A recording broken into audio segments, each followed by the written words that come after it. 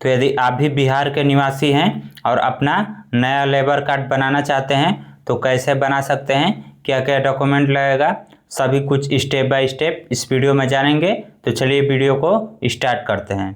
तो इसके लिए सबसे पहले आपको गूगल में आना है और यहाँ पर सर्च करना है jobsasta.com। सर्च करने के बाद पहले नंबर पर जो वेबसाइट आएगा इसको ओपन कर लेना है। जैसे ही ओपन करेंगे तो कुछ इस प्रकार का वेबसाइट खुलेगा। अब यहाँ पर आपको थोड़ा सा नीचे स्क्रॉल करना है, फिर उसके बाद सरकारी योजना वाले ऑप्शन में आपको नीचे Bihar labour card online apply 2026 का लिंक मिल जाएगा। यदि आप इतना सर्च करना नहीं चाहते हैं तो वीडियो के डिस्क्रिप्शन में डायरेक्ट इस आर्टिकल का लिंक मिल जाएगा, तो आपको क्लिक करके इस पेज पर आ जाना है। अब यहाँ पर आने के बाद आपको लेबर कार्ड से रिलेटेड सारा जानकारी मिल जाएगा। तो अब आपको सबसे नीचे स्क्रॉल करना है। अब नीचे स्क्रॉल करेंगे तो यहाँ पर आपको नया पंजीकरण करने के लिए लिंक मिल जाएगा, तो बस इसी पर आपको क्लिक करना है। अब क्लिक करते ही कुछ इस प्रकार का वेबसाइट खुल जाएगा। तो यहाँ पर आपको अपना आधार नंबर डालना है, जिसका भी आप वर्कर रजिस्ट्रेशन करना चाहते हैं उसका आधार नंबर डालिए, फिर मोबाइल नंबर डालना है और फिर वेरीफाई पर क्लिक करना है। अब वेरीफाई पर जैसे ही क्लिक करेंगे तो आपके द्वारा डाले गए नंबर पर OTP कोड जाएगा, तो वो OTP कोड यहाँ पर डालना है और फिर वेरीफाई पर क्लिक करना है। अब वेरीफाई पर क्लिक करते ही हमारा जो वेरिफिकेशन है वो सक्सेसफुली हो जाएगा। उसके बाद इस प्रकार का रजिस्ट्रेशन पेज खुल जाएगा। तो यहाँ पर जो रजिस्ट्रेशन होगा वो 18 से 60 वर्ष के लोगों का हो सकता है। तो अब चलिए देखते हैं कि कैसे रजिस्ट्रेशन करना है। तो इसमें 7 स्टेप दिया गया है फॉर्म भरने का। तो जो पहला स्टेप है वो है जनरल इन्फो का। तो जनरल इन्फो में आपको अपना कुछ बेसिक डिटेल्स देना है, जैसे कि सबसे पहले आपको अपना नाम लिखना है। तो हम यहाँ पर अपना नाम लिख लेते हैं इस तरह से। अब नाम लिखने के बाद यहाँ पर अप्लीकेशन डेट, यानी कि जिस डेट को आप ऑनलाइन करेंगे वो डेट ऑटोमेटिक आ जाएगा। उसके बाद यहाँ से आपको अपना डिस्ट्रिक्ट सेलेक्ट करना है। डिस्ट्रिक्ट सेलेक्ट करने के बाद एरिया सेलेक्ट करना है कि आप शहरी क्षेत्र से आते हैं या फिर ग्रामीण क्षेत्र से। तो हम यहाँ पर शहरी क्षेत्र से आते हैं तो शहरी सेलेक्ट करेंगे। वहीं यदि आप ग्रामीण क्षेत्र से आते हैं तो यहाँ पर ग्रामीण क्षेत्र सेलेक्ट करेंगे। अब ग्रामीण क्षेत्र सेलेक्ट करेंगे तो यहाँ पर आपसे ब्लॉक पूछेगा कि आप किस ब्लॉक से आते हैं। तो आपको यहाँ पर अपना ब्लॉक सेलेक्ट कर लेना है। जैसे हम अपना यहाँ पर ब्लॉक सेलेक्ट कर लेते हैं। अब ब्लॉक सेलेक्ट करेंगे तो उसके बाद यहाँ पर पंचायत पूछेगा कि आप ब्लॉक के किस पंचायत से आते हैं। तो यहाँ पर पंचायत सेलेक्ट कर लेना है। अब ब्लॉक और पंचायत सेलेक्ट करने के बाद यहाँ पर आपको परमानेंट एड्रेस और प्रेजेंट एड्रेस दोनों लिखना है। तो यदि आपका दोनों एड्रेस सेम है तो आप दोनों में एक ही एड्रेस डाल दीजिए, नहीं तो यदि अलग अलग है तो आप परमानेंट एड्रेस में कुछ अलग एड्रेस डाल दीजिए और प्रेजेंट में अभी जहाँ पर आप रह रहे हैं वहाँ का कुछ दूसरा एड्रेस डाल सकते हैं। जैसे हम यहाँ पर विलेज चौसा लिख रहे हैं और यह हमारा परमानेंट एड्रेस और प्रेजेंट एड्रेस दोनों है। तो परमानेंट एड्रेस में अपना पूरा एड्रेस लिखने के बाद ठीक इसके नीचे जो सेम एज परमानेंट एड्रेस का ऑप्शन दिया गया है इसके आगे टिक कर देना है। जैसे ही टिक करेंगे तो प्रेजेंट एड्रेस में वो वाला एड्रेस ऑटोमेटिक आ जाएगा। अब उसके बाद यहाँ पर फादर्स या हस्बैंड नेम, तो यदि आप किसी जेंट्स का ऑनलाइन कर रहे हैं तो यहाँ पर उनके पिताजी का नाम लिख सकते हैं। वहीं यदि आप किसी लेडीज का यहाँ पर वर्कर रजिस्ट्रेशन कर रहे हैं तो यहाँ पर उनके पति का नाम भी आप डाल सकते हैं।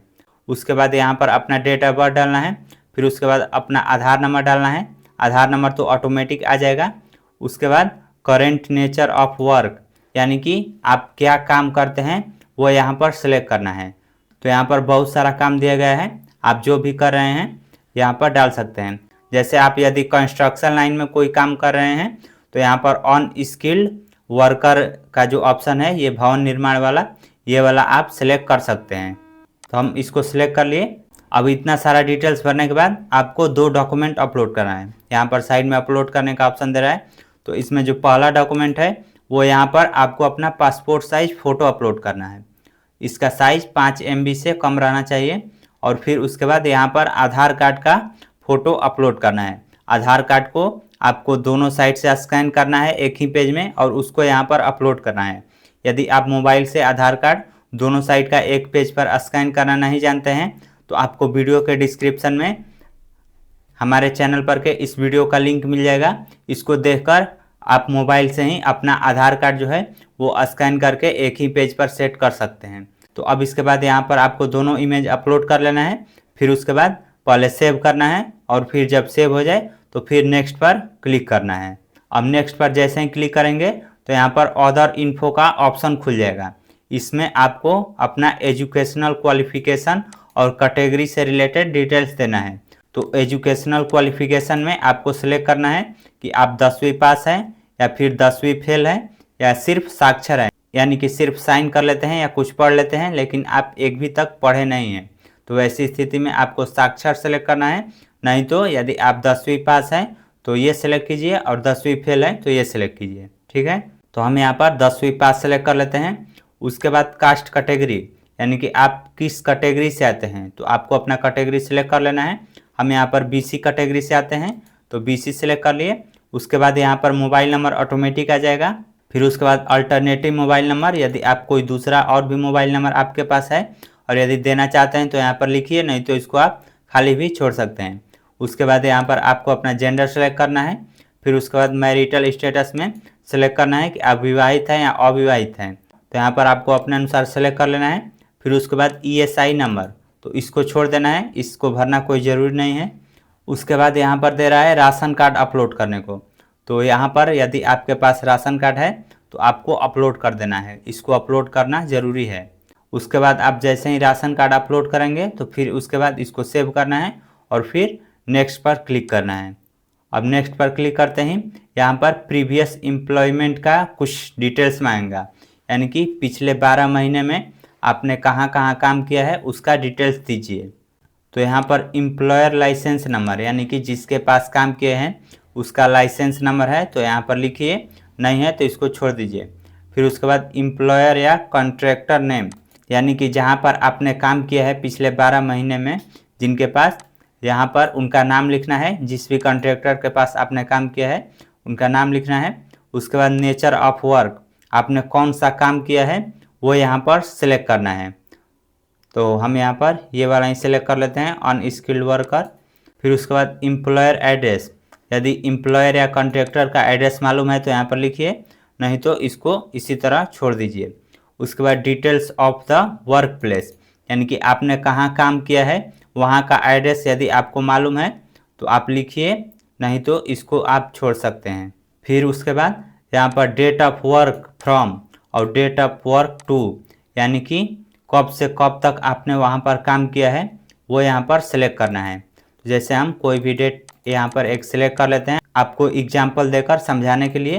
तो जैसे हमने 2 डेट सिलेक्ट किया है, 8/1/2026 से 8/7/2026, तो टोटल जो वर्किंग पीरियड हो रहा है वो 181 दिन का हो रहा है, यानी कि 181 दिन हमने इस कॉन्ट्रैक्टर के पास काम किया है। उसके बाद यदि आपके पास वर्क एक्सपीरियंस का सर्टिफिकेट है तो इसको टिक कीजिए और यहाँ पर वो सर्टिफिकेट अपलोड कर दीजिए, और यदि ये नहीं है तो इसको ऑन टिक कर दीजिए, इसको सिलेक्ट करना कोई ज़रूरी नहीं है। उसके बाद सेल्फ डिक्लेरेशन, ये ज़रूरी है, तो इस पर आपको टिक करना है। टिक करने के बाद ठीक इसके नीचे फॉर्म आ जाएगा, तो इसको डाउनलोड PDF पर क्लिक करके ये जो फॉर्म है इसको डाउनलोड कर लेना है। अब आप फॉर्म डाउनलोड करेंगे तो ये कुछ इस प्रकार से खुलेगा। तो यहाँ पर आपको कुछ डिटेल्स भरना है, जैसे कि मैं, उसके बाद यहाँ पर अपना नाम भरना है। फिर उसके बाद पुत्र, पुत्री, पति या पत्नी, तो यहाँ पर अपने पिताजी का नाम भर लेना है। उसके बाद ग्राम, आप कहाँ के निवासी हैं अपने गांव का नाम लिखना है। फिर उसके बाद पोस्ट ऑफिस, फिर उसके बाद ब्लॉक, फिर डिस्ट्रिक्ट। फिर उसके बाद यहाँ पर लिखना है कि पिछले 12 महीने में आपने कितना दिन काम किया है। जैसे कि हमने डेट सेलेक्ट किया तो यहाँ पर टोटल वर्किंग डे आ गया कि 181 दिन हमने काम किया है, तो यहीं सेम दिन यहाँ पर भी लिख देना है 181। अब उसके बाद यहाँ पर नीचे दे रहा है कि 1 वर्ष में जिन नियोजकों के यहाँ आपने कार्य किया है उनका विवरण दीजिए, यानी कि जिसके जिसके पास आप काम किए हैं उसका डिटेल्स यहाँ पर दीजिए। तो जिसके पास आप काम किए हैं उनका यहाँ पर सबसे पहले नाम लिखिए, फिर उनके पिता का नाम, फिर ग्राम या पोस्ट, फिर वार्ड नंबर, फिर पंचायत, फिर प्रखंड, फिर जिला, फिर उनका मोबाइल नंबर। यहाँ पर ये डिटेल्स भरना है जिनके यहाँ काम किए हैं उनका। उसके बाद कार्यस्थल का विवरण, जहाँ पर आपने काम किया है वहाँ का डिटेल्स यहाँ पर लिखना है।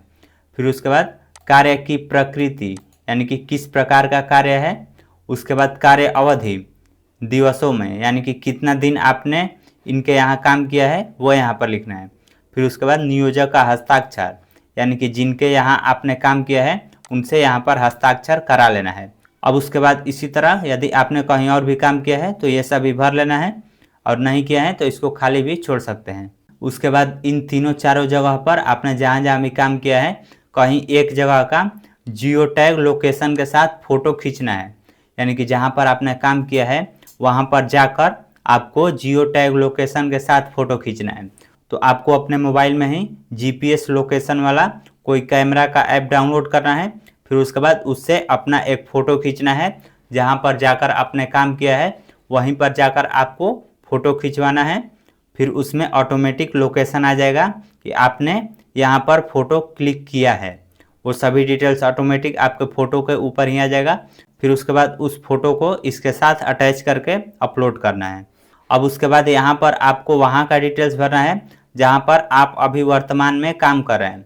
जैसे कि यहाँ पर जो चारों डिटेल्स आप भरेंगे ये तो आपने यहाँ पर पहले से काम करके छोड़ दिया है, लेकिन अभी फ़िलहाल में आप कहाँ पर काम कर रहे हैं वहाँ का डिटेल्स भरना है।